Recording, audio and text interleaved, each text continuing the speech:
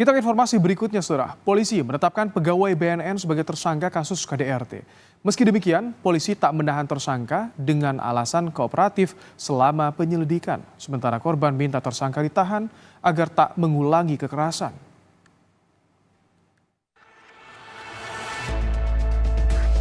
Pegawai BNN yang melakukan kekerasan dalam rumah tangga terhadap istrinya telah ditetapkan sebagai tersangka oleh penyidik Polres Metro Bekasi Kota. Ia terancam hukuman 5 tahun penjara. Kekerasan itu bukan pertama kali ia lakukan terhadap istrinya.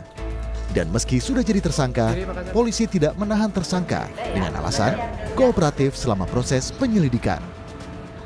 Mengapa kami tidak lakukan penangkapan? Selama ini memang tersangka kooperatif dan bekerja sama dengan penyidik. Kapan kami perlukan keterangan, dia bisa hadir. Namun apabila dia mengulangi lagi perbuatannya, itu kami pasti akan melakukan penangkapan terhadap tersangka.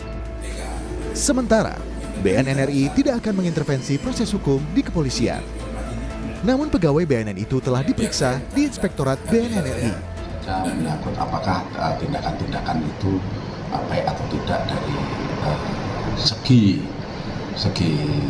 peraturan yang ada di BNN RI. Yang bersangkutan saat ini masih diperiksa oleh Inspektorat Irwas BNN RI. Komisioner Komnas Perempuan berpendapat pelaku KDRT tidak cukup hanya dihukum penjara.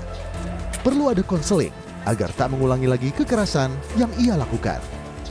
Ya, rehabilitasi pelaku itu tidak cukup dengan dipenjara.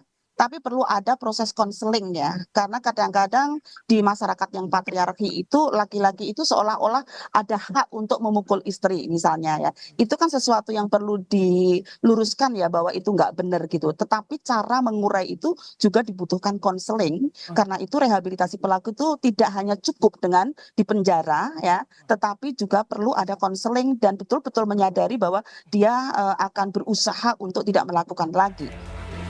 Sementara korban minta polisi segera memproses KDRT yang menimpanya dan segera menahan tersangka. Tim Liputan Kompas TV.